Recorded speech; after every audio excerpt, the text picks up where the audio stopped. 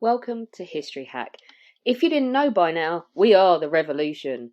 That means we're sharp, witty, lots of fun, but it also means that we're essentially the peasants in Les Mis huddled round a table in the corner of the bar with no money. If you enjoy the show, please do support us. We have a Patreon account by which you can donate a small monthly sum in appreciation of what you're hearing. Alternatively, we have Ko-fi, in which you can just do a one-off donation as a thank you if you particularly enjoy a certain episode. Either way, we massively appreciate all of your support. Hope you enjoy the show. Hello, welcome to another episode of History Hack. You have me, Alina, and I am flying solo today. So what I've got a very interesting gentleman for you today. I have Ian Marchant, who's a writer and historian.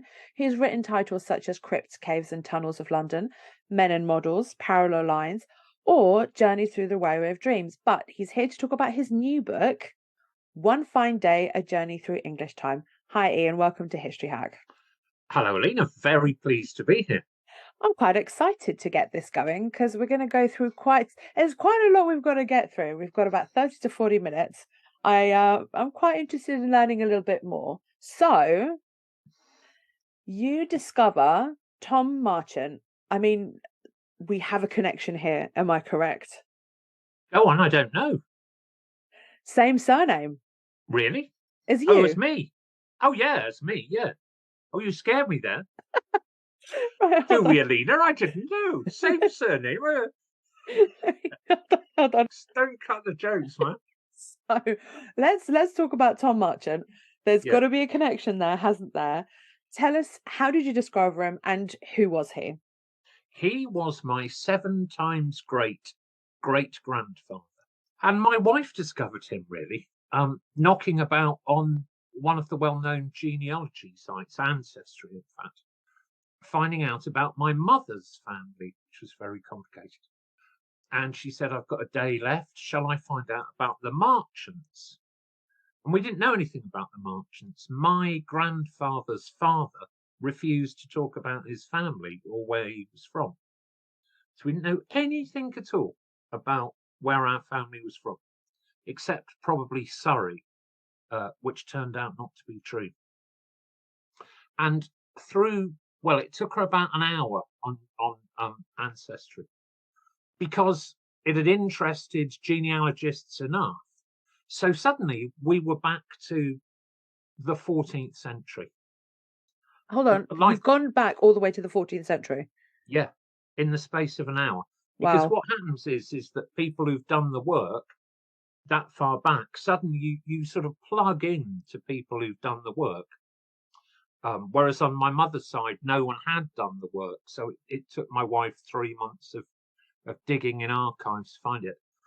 Suddenly, with this far back, and there's a list of names back to my, I don't know, sort of 14th times great-great-great-grandfather in Namur in Belgium. And one of these was Thomas Marchant. And it said, Thomas Marchant, diarist. So I'm like, diarist? What do you mean diarist? We haven't got any diarists. So I Googled Thomas Marchant diarist, and he had kept a diary between 1714 and 1728. And what's more, a local history group in Sussex had transcribed it. That's incredible. Yeah. Can I just say? Thank you. Thank you. And so, so I know, and I'm going to say this, and you're going to say what? And I'm going to say I don't know because I neglected to look it up.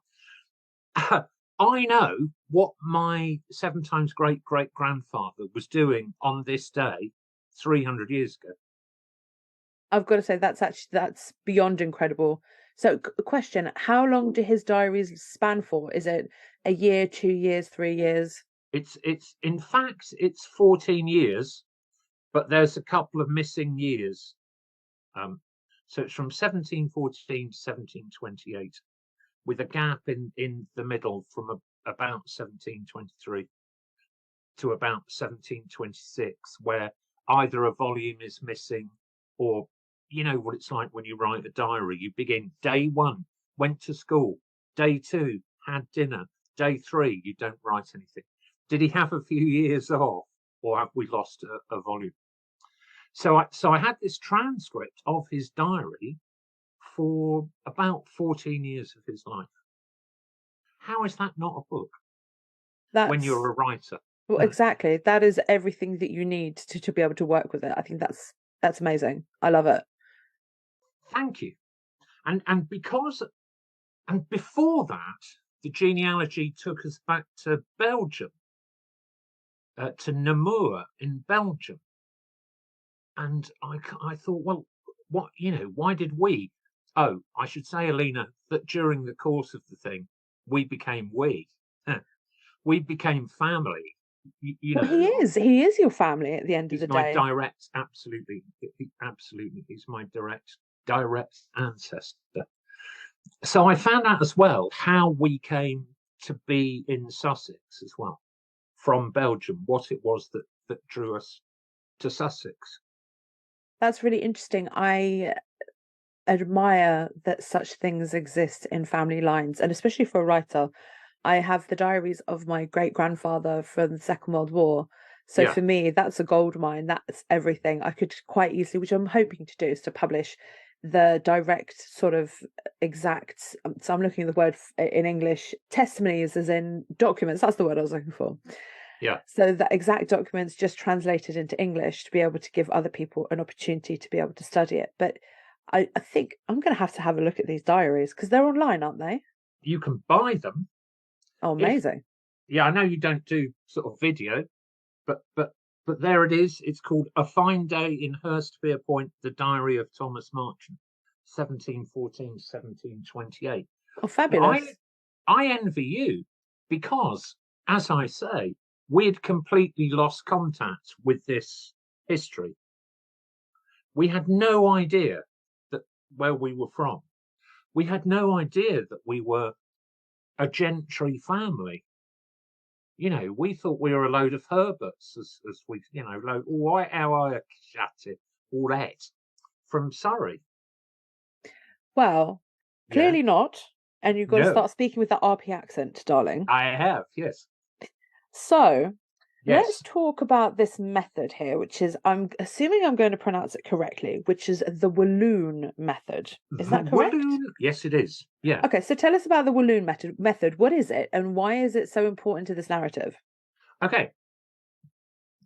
So at school, I did the Industrial Revolution because I'm very old. I'm 65 tomorrow. I did O levels, right? I did O. Can you imagine O levels? And we did the Industrial Revolution, and the narrative is that blast furnaces started in Shropshire in kind of 1709, something like that. And Abraham Darby I started using blast furnaces. What Abraham Darby did was start to use coke in blast furnaces. Blast furnaces had been in England for about 200 years before that, since about 1490, between 1490 and 1500. And they'd been brought over from Wallonia, which is the French-speaking part of Belgium, by a series of craftsmen who brought to England the Walloon method of making iron, which changes the world profoundly, because blast furnaces produce molten metal. Before blast furnaces, iron is made in what's called a bloomery. And so you can only make it in small amounts, and it's difficult to make. And it's amazing that I've got a girlfriend, really, because I spent so much time on Facebook looking at films of people making iron in bloomeries. Listen, we all have our own quirks. Don't worry, you're not the only one. Yeah. So I kind of looked at this stuff, and people still do it and try to work out how it was done for thousands of years. 2,000 or 3,000 years it was made in small amounts in a bloomery. A blast furnace allows water-powered bellows to blast air into the blast furnace so that it runs molten. The Walloon method, which is give and take, the sort of thing that we use now, put a hole in the side of the furnace called a foreheath, and from that you could extract the slag, or as they say in EastEnders, slag.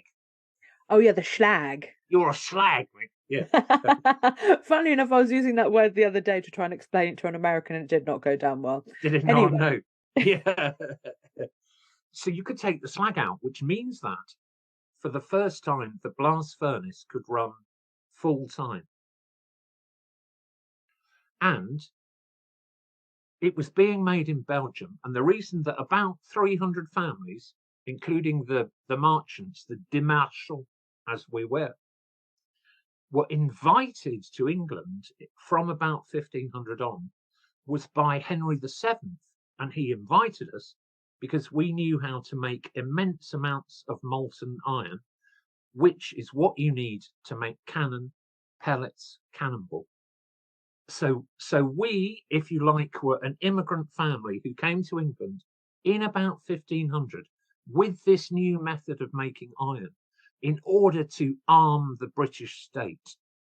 And there are historians who say, okay, this is the opening moment of the Industrial Revolution in this country, and the opening moment of the moment where England, and it is an English thing, England moves from being a largely self-sufficient country to being one that starts to export its goods and to enforce, if you like, its power in the world, because suddenly it's joined the ranks of countries that have artillery and artillery weaponry, which up until then would have been, the Ottomans, the Burgundians, the French. Henry VII had seen cannon at work when he was in exile in Rouen, waiting to come back and give it to Richard III before he was buried in the visitor car park at Leicester Cathedral.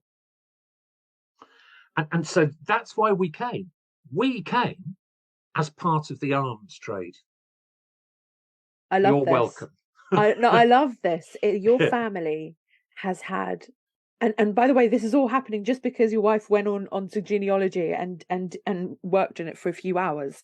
Yeah. Where my mind is blown. Your family is part of this huge revolution, this huge action, this huge moving forward of Great Britain. Yes. It'd be very, but we're really lucky. We can draw this line because of things like ancestry, because the records were there, because historians have been interested. How many other families could say the same? Lots. Not very many. No, but they don't know. Ah, no, that's true. Do you know what I mean? That's very true. No, you're right, because we found out. And the other thing that, of course, I brought to it was, my training as a historian, and the ability of a historian, or at least the kind of historian I am, to go, hang on, if A, then B, then C, then D, then E, to be a generalist, to draw that big picture. So my wife, I don't give too much credit to my wife, Alina, for goodness sakes. You have to give some credit to your wife. It's she very did important. all the work. she found out all the stuff. But you bring along as well that kind of wanting to make connections and to go, hang on, there's a kind of story. So actually, people I was at school with a family called the Honeyballs, and lovely name, another of the families who came over. My neighbour here in Mid Wales is a bloke called Glenn Duggan. Again, another of these 300 families. The bloke who runs the chemist here in the town where I live is a bloke called John Bray. And the Pas de Bray is one of the places where this iron came from. So in fact, there are quite a few names which, at least theoretically, were part of this 300 families who came to England from, what was Burgundy in the early 1500s. Not Huguenots, not religious persecution, invited to come to provide the arms trade. Hooray! The height of war. That's probably the wrong way of saying it, but at a point where arms were very much needed. Yeah. Much nicer way to say it. Okay, so let's continue with the Marchands because, well, this is where we're going anyway. They have their origins in the Ardennes. Tell us a little bit about Yeah. So, ooh, that giggle, that little laugh there. So I became very interested in deep history. So yeah, I became really interested in deep history. Listen, what happens is you find one thing, then you find another, then you find a rabbit hole, and then you find 10 rabbit holes, and then you just disappear and you're gone. Yeah, that's right. And so the deepest rabbit hole is the Great Oxygenation Event of what, 3.9 billion years ago. I just drank a cup of tea there. I had a I'm first sip, sorry. and I was going to spit that out. Yeah, because I'm sorry. You made me laugh. Yeah, I've got one here. Yeah, because the iron was dissolved in water, and then phytoplanktons start to produce oxygen, which causes the iron to oxidize and to fall as iron ore to the bottom of the sea. And then another kind of X billion years go by, and it's kind of land.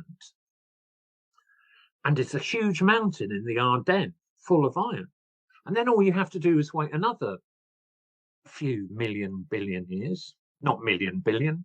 A million, billion, 100 million. Million, billion, 100 million. Another couple of 100 million. And so the Ardennes is full of iron. And so that's why, as kind of immigrants came into Europe, who already had some idea of iron working, we're not sure for certain, when iron working came into Europe, but probably about 800 BCE, something like that. They came to the Ardennes and they found that it contained the things that you need, iron ore and trees, because so that's why we're in the Ardennes. That's how fascinated I got by, and it was interesting. I thought that because we came to England for geological reasons, right? It was geology that formed us. So I took the opportunity to do that longue durée thing and say, right, let's go back as far as we can do. Let's look at the soil. Why does the soil produce us? It produces us because the soil is made of iron, and we are part of the iron making process in Wallonia. And so, yeah, I go back to the Ardennes and I think, ooh, we've been here for like millions and millions of years, sort of, even though that's nonsense, of course. How did that moment feel for you? Oh, it's mad, isn't it? It makes me realise that I'm a nutter. But also, I don't speak any French either. Once again, my remarkable wife does. And so my wife says in French, he's from here 500 years ago. And before that, because of the iron, like millions of years. So it's become in my confused ancient old brain, because I'm 65 tomorrow, as I may have said. Another place that you sort of call home. So the idea of home, spreads, not just sort of like we are kind of little Englanders. This is us. This is home. It begins to spread as an idea. You sort of think, okay, all right, no, it's not. It's the south of England, but yes, it's also the Ardennes. And there are reasons why it was the Ardennes. I don't get how you feel, but I get how you feel. Just a tiny bit, because I can't say that my family regions go back for, well, a few hundred years actually, rather than thousands of years.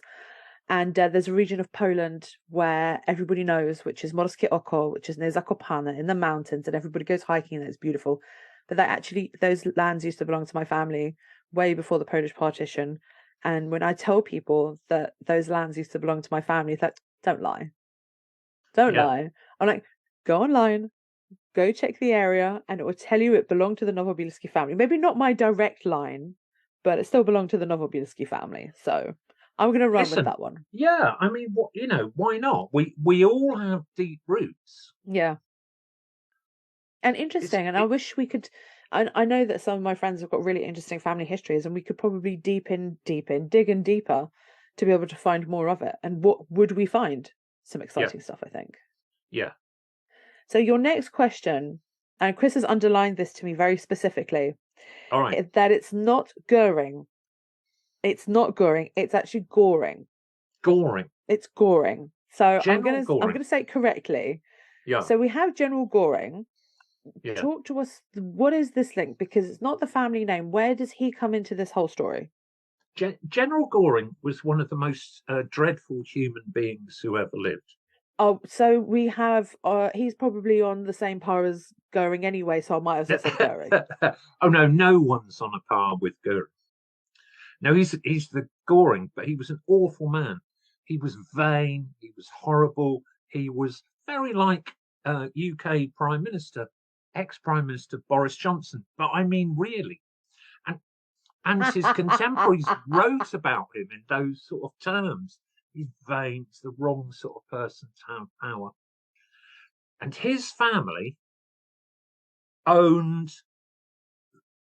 So we ended up in Hurstpier Point in Sussex, in a place called Little Park. And his family owned essentially Big Park and Little Park in Hurstpier Point. When we came over here, we rocked up, we ended up in Hurstpier Point, and it was owned by the Gorings. And they lost it in the English Civil War because they spaffed it up the wall, as Boris would say. He lost it on gambling, he just sort of gave it away. By the kind of end of the Civil War, he'd lost everything. For example, he pretty much started the English Civil War. He was the person who fired the first shots, really, in Portsmouth. He declared Portsmouth for the king in 1642. And everyone went, oh, right, we're having a war then. Oh, right, we better have a war. Including the king going, oh, God, no, right, we're having a war. Oh, no, we're in a war. He was horrible, horrible man. Clarendon, Edmund Hyde, the great historian of the English Civil War, said he's like the worst guy I've ever met. But as a consequence of that, they lost everything. Meanwhile, the Marchants, who weren't poor immigrants, you know, we were rich, we were well-to-do, we came with money.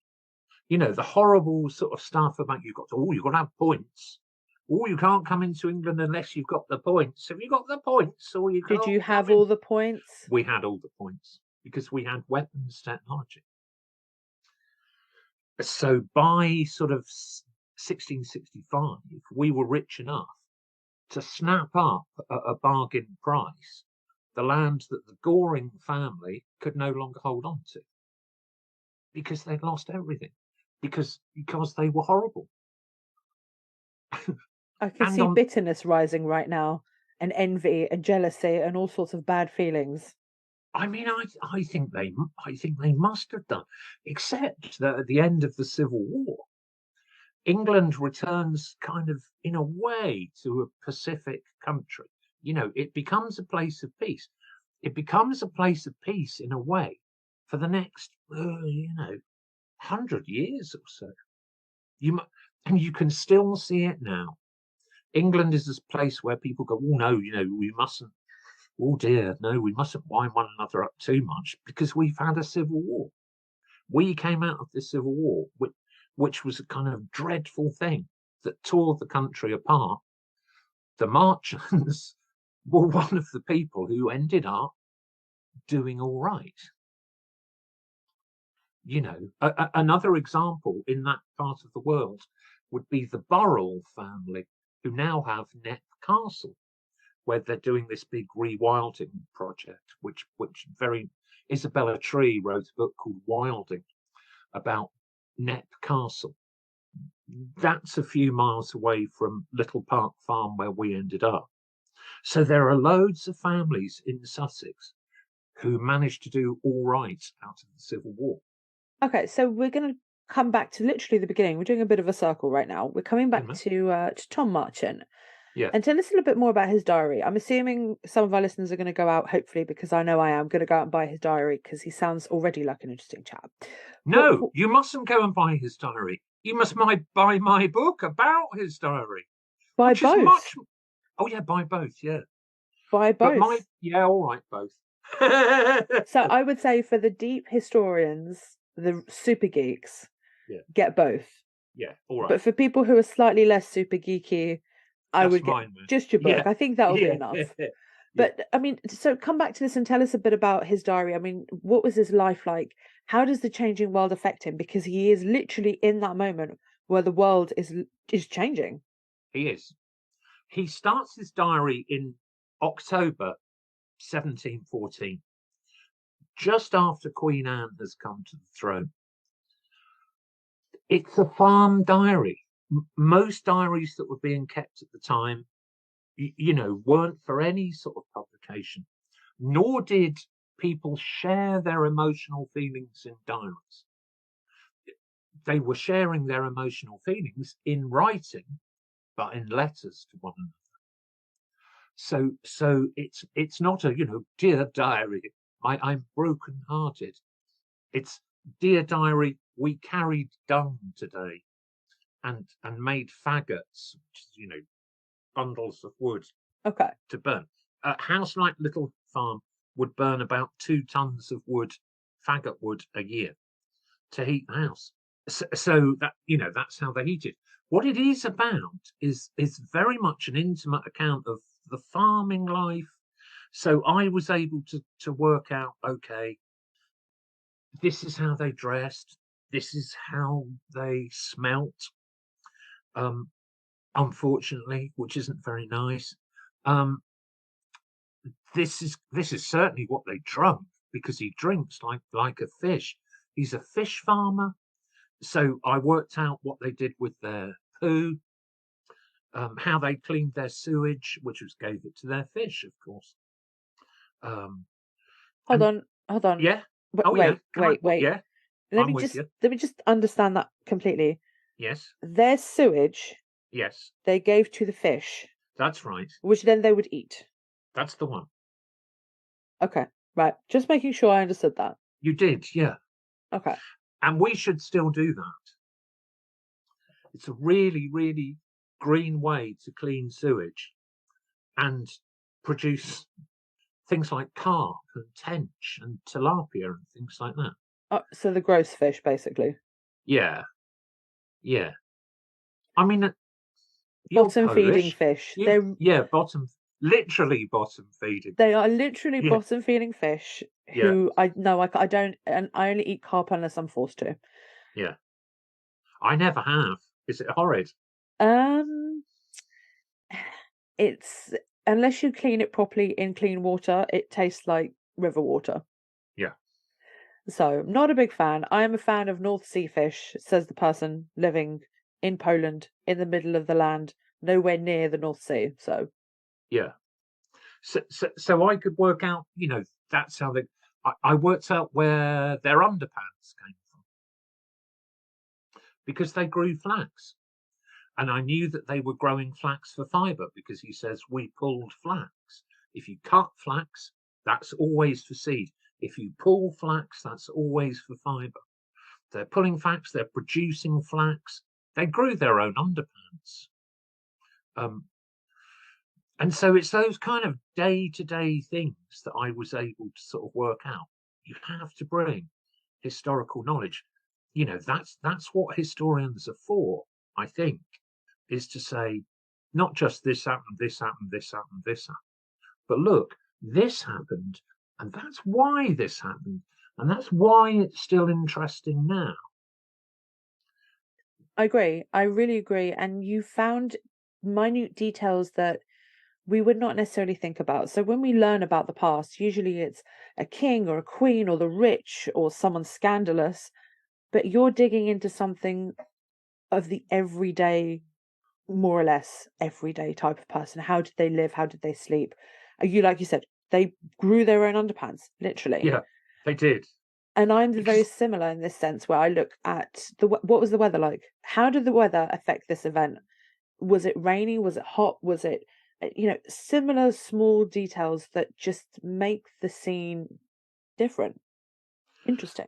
yeah, and so every day in every entry in the diary, he writes what the weather was. So that's why the people who transcribed the diary called it Another Fine Day in Hurstpere Point, and in a way, why mine is called One Fine Day. But because he was writing when he was writing, so I'm able to say this is the moment in history where Fahrenheit is operating. So when he says it's a warm day, it's about the period that Fahrenheit has invented the mercury in glass thermometer and come up with his scale. This is the first moment in human history where we can say, okay, someone in London would have been keeping record of that and would have been able to say, yeah, it was about 74 degrees Fahrenheit that day. Yeah. Sorry to interrupt, but Tom also witnesses an important event in social history, doesn't he? Yeah, he does. Are you ready for this? Are you going to blow my mind? Chum. Yeah. Well, I don't know. I might just be able to sort of bore you utterly. The history of cricket is continuous from 1717 to the present day because of Marchant's diary. There are 27 entries in his diary about cricket, and so he's pretty much the first name that we can name in the history of cricket and say, okay, cricket was being played in this place at this time, village cricket in Sussex. That's the thing that he's still remembered for in social history. So books on the history of cricket all start with Marchant's diary. That's fact. I already can see 3 people in my head who would love that fact. Yeah. And so in Sussex, there was this network of village games that was happening. And it got as far as West Sussex, where the Duke of Richmond, a chap called Gordon Lennox, saw cricket being played and started playing it as a gentleman's game. So at Goodwood House, is the moment where the village game of cricket that's being played by my ancestor and written about by my ancestor reaches the kind of gentlemanly stage. Except my neighbour up the road, Lady Louisa, is the daughter of the Duke of Richmond. And so you can see her house from my window. We're not in Sussex, we're in Mid Wales. So when I found this out, she's walking by with her dogs. I said, Louisa, come and see this. And I showed it in Derek Burley's A Social History of English Cricket. I said, look, this paragraph here is about my 7 times great-grandfather. And this paragraph here is about your 7 times great-grandfather. And somehow we've ended up as neighbours 300 years later. How remarkable. I think so. Things happen for a reason, right? You've shut me up. I said, yeah. I mean, but we don't know what the reason is. No. History is sticky, I think. We're not as far from one another as we think we are. She is, if life had worked out differently, I would be the owner of an estate in Sussex, which was valued a few years ago at £35 million. And Louisa, do you need a second wife? No, I'm already on number 3, Alina. and don't forget, we didn't get the money. Damn. Okay, never mind. Yeah.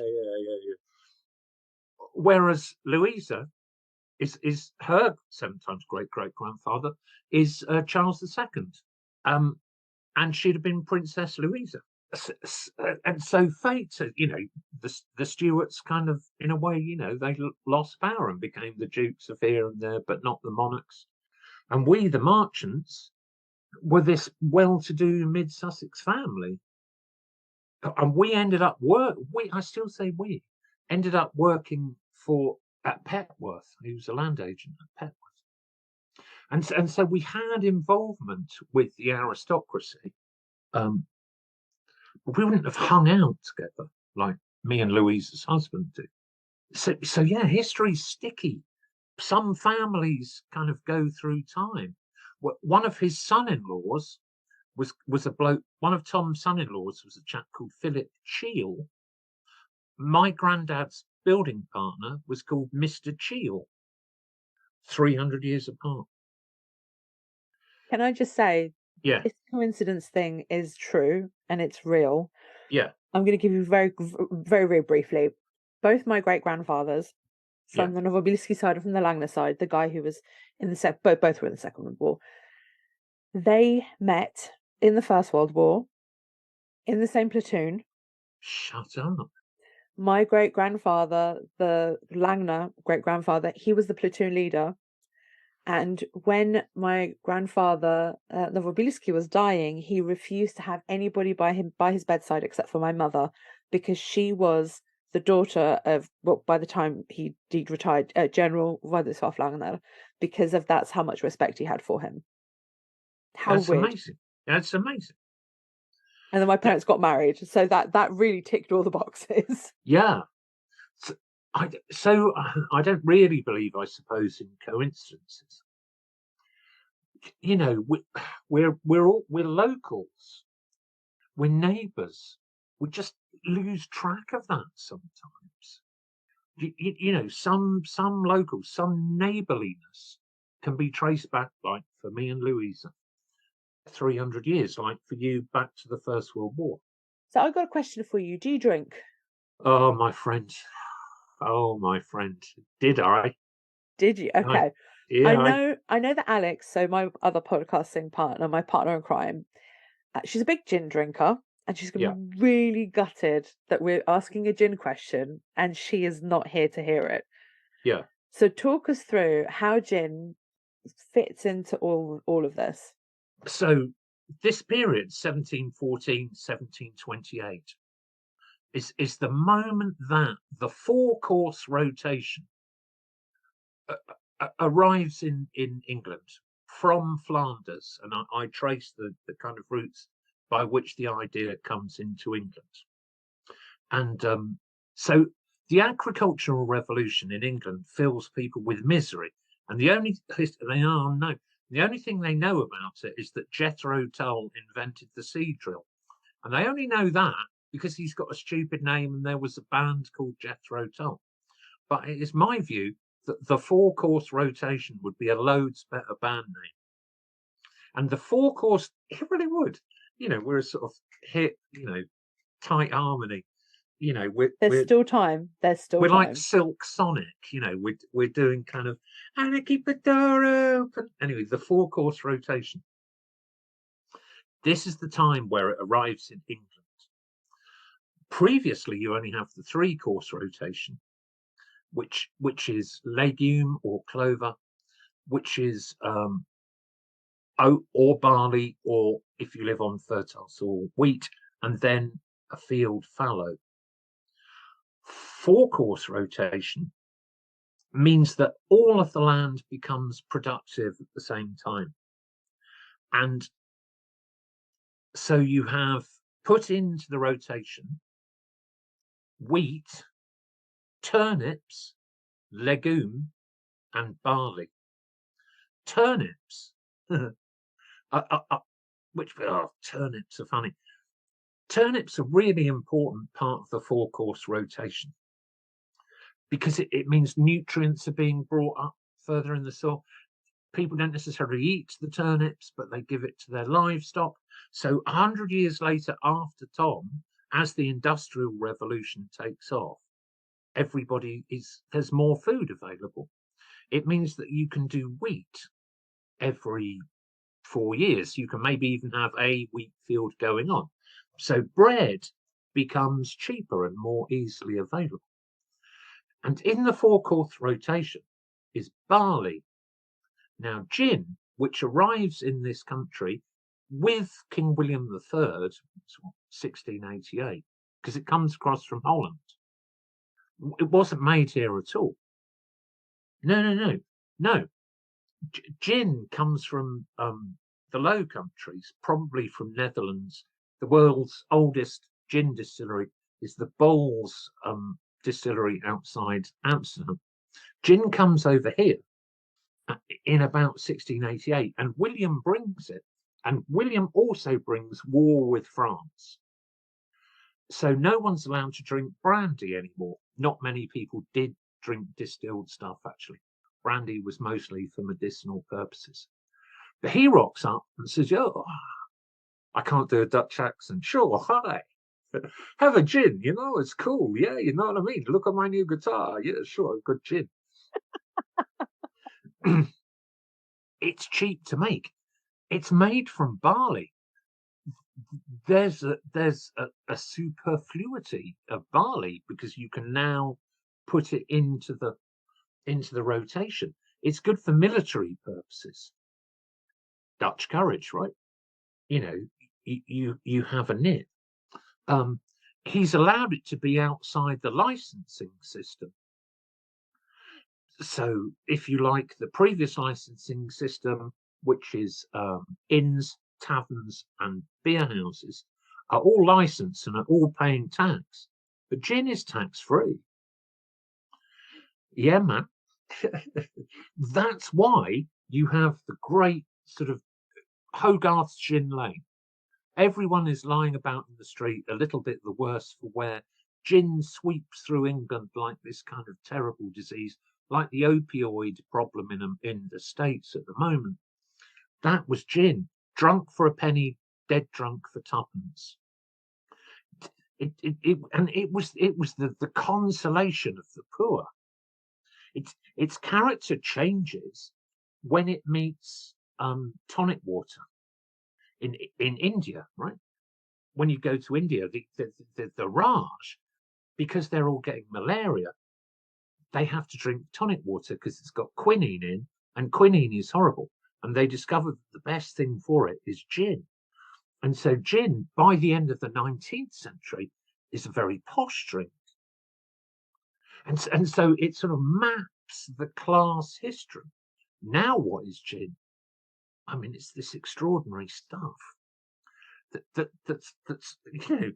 that's everywhere. You turn the corner and you've got an artisanal gin distillery. It's like all over the place. But it starts at this moment in the early 18th century where William is encouraging the growing of barley because that's in the four-course rotation. And you've got a surplus of barley, and gin is the thing that it turns into. That's quite interesting. I never knew there was so much history to gin. I mean, I'm a vodka drinker personally, because obviously the Poles created vodka, not the Russians or the Finnish. Yeah. But it's the same thing. The difference is that gin has flavouring in it. Most famously, juniper, which is where Geneva, which is where the name comes, and vodka didn't. No comment. The same thing. No comment. They're the same thing. Whiskey's the same thing, really. Whiskey's just vodka that's been put in a sherry barrel and left for 4 years. Oh, I don't know. Some people might get very annoyed with that. No, I'm kidding. I'm kidding. Right, I'm prepared to have people write in. Let's poke the bear. Right, Yeah. okay. Let's come back to Tom because he not only writes about what he does every day, so from the fishing to his pants, obviously. Yeah. He also writes about politics in his diary. Tell us a little bit about that. What does he think of the politics of that time? So this is the period of the first Jacobite rebellion. So as you come out of the Civil War, the war doesn't just end and everything is restored and everything's lovely. No, not at all. James II is forced out because he's a Catholic. And if there's one thing you can't be, if you're the King of England, is a Catholic. That's still the law. You cannot be a Catholic and the monarch of England. In fact, you have to be in order to be the monarch, descended from the Electress Sophia of Hanover by law. You have to be a descendant of the Electress Sophia of Hanover. But a British monarch is anointed by God. Oh, yeah, no, of course. And that's why on our coins it says DGFD. You know, on all our coins, it will say Charles III, Rex, by the grace of God, defender of the faith. Or the other way around. By Charles III, King, defender of the faith by the grace of God. By the grace of God. Monarchs are anointed by God. I'm pausing because it's beyond belief, but it's true. He will be anointed. There was some fantastic stuff in the Daily Mail recently, which said, because they've just made the anointing oil for the coronation, and the Daily Mail said it's going to be vegan. I'm sorry, what? It's going to be vegan. I see you adjusting your headphones, and this is because when when the Queen was anointed, there was civet and ambergris and castoreum in her anointing oil, whereas his doesn't contain any animal products. It's fantastic the way the Mail can get on their high horse about anything. Vegan anointing oil, whatever next. Vegan money. Yeah, whatever next, mate. See, so he's been anointed by God, so he can't be sacked. You might not like Catholics, but he's still the king. Whatever you say, he's been anointed by God, and you have sworn allegiance to him. And to some extent, his successors, Queen Anne in particular.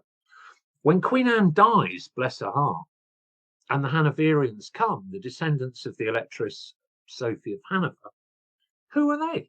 They haven't been anointed by God. And we've sworn to someone anointed by God our allegiance.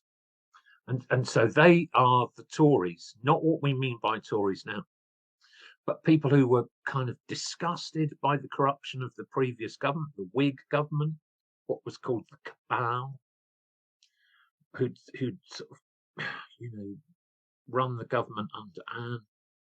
These people come in, they're German, they can't speak English, and they haven't been anointed by God. And so what you see is the breakdown of party politics. And when party politics breaks down, what is the alternative? The alternative is and has always been civil war.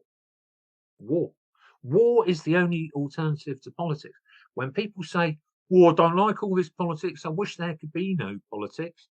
Yeah, how are you going to bring that about then? War is the only alternative to politics. And so the Civil War, they blew on the ashes of the English Civil Wars, and it burst back into life, first of all in 1715. That's when Tom is involved. And his neighbour is a bloke called Henry Campion, his neighbour and friend. So again, in the diary, okay, some of the stuff I'm dealing with is circumstantial. And this is why I'm waiting for an academic reading of the diary. Some of the stuff I found is circumstantial. Some of it is my neighbour came round and it was the day of the Pretender's birthday. Well, why would they be celebrating on the date of the Pretender's birthday? And we know that Campion fought on the side of the Jacobite rebels and was in exile from 1715 until 1721, and nearly lost everything. So we know that Tom and his wife, in fact, who's this kind of powerful presence in the diary. I wish I had her own diary. He loves his wife very much. He loves his children very much. We can discern these things from the diary. They are a political unit. They're kind of plotting. There's a Frenchman. They'd never name him, but this Frenchman pops by. They're clearly raising money and exchanging information for the Jacobite pretender who at that time is in France. He also he was kind of a member of what was called the non-juring church, which were people who'd undergone a schism from the main Church of England. Again, because they'd gone, yeah, but he's anointed by God, man. You can't just sort of carry. He's anointed by God, and so Tom is part of that. You know, imbroglio. It's a good word. that embroilment of that time. Partly politics have failed. Let's have a war. I mean, we talked about Tom, his life, and very many aspects of your book, and I'm sure there's a lot more that we can go into because, well, we want the people to go out and read your book, of course. So we're gonna leave it there. But before we do that, can you just talk us a little bit about your own life and what your family did, and are there any parallels between yours and Tom's life at all? I mean, yes. One of the things is that all of this was forgotten. All of this was forgotten. My grandfather didn't know any of this. We lost everything, probably on the turn of a card in the 1820s, probably at the gaming tables in Brighton. So my dad liked a bear. Boy, did he like a bear. I'm in this book because I'm in all of my books. The diary awaits a full academic reading, and this is the reading of a loving great grandson. This is about me during the lockdown and during my cancer diagnosis, getting to know a family member. He was my companion. He was with me during lockdown. So he'd be saying, "Oh, I'm off. You know, I've got to move dung about and move fish about, and we're making faggots, and I'm having dinner with Henry Campion." I was locked in with my wife and stepdaughter at the same time that I'd had a cancer diagnosis and sort of begun that process. I mean, one of the most fascinating entries in the diary is in 1727. He writes, "Henry Campion has gone to London to get the smallpox." So, yeah, so we know that Henry Campion is one of the very first people to get inoculated against smallpox. Forget all the stuff about Edward Jenner. It's a woman called Lady Mary Wortley Montagu who brings smallpox inoculation to this country again 300 years ago. 300 years ago, the very first people were beginning to be inoculated against smallpox, and that's in the diary. So that's a real parallel. As we kind of longed for the appearance of the vaccination, people in the diary were the first people in recorded history to being inoculated. But it's a family memoir. So I'm in the book, and this is the case of all my books. You know, they're not academic books; they're for the general reader. And I'm a character in my book, so I'm a character in this book as well. And what's happening to me, cancer treatment, to some extent, the COVID experience, it to me seems part of the process. I also get to do. I'm not very well, to be honest with you, and so I think, right, here we go. I'm not very well, so at the end, I'm right. All the things I think about politics and so on, but my kind of stuff. So it goes from the Great Oxygenation Event, 3.7 billion years ago. Most of it's based in mid-Sussex 300 years ago. And then it's the story of how we lost and forgot. This, as I say, the estate was sold for 35 million quid a few years ago. And you know, I'm a writer and I used to be a singer.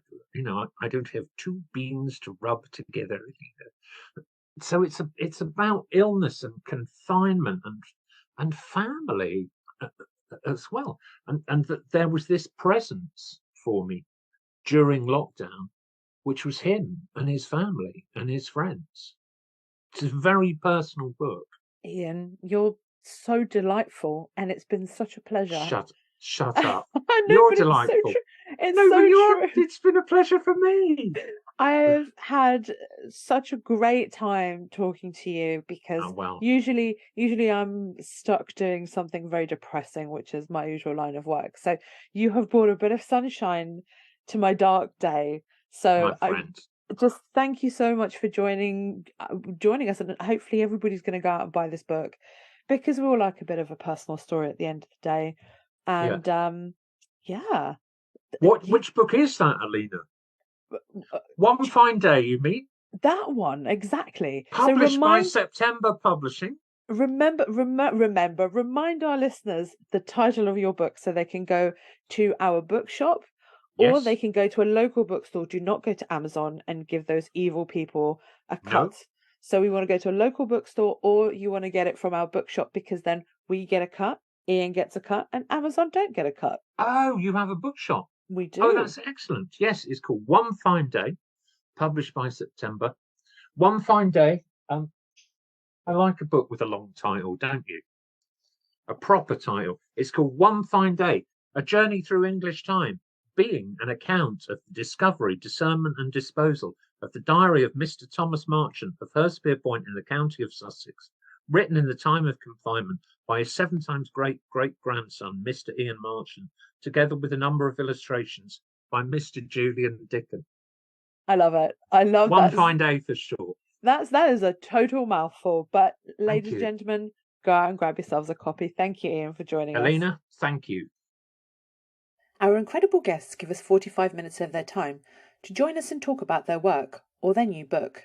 This is just a small taster. As a result, we have launched our very own bookshop on bookshop.org, where you can find our guests' latest books, you can support them, and you can support us on History Hack. 10% of every sale via our bookshop supports the podcast and allows us to keep going and bring you more top-of-the-line guests. You can find our bookshop at bookshop.org/shop/historyhack, or search for us in the shop section. Thank you so much for your continued support. We really appreciate our listeners and supporters. So make sure you get down to the bookshop and grab yourselves a new book.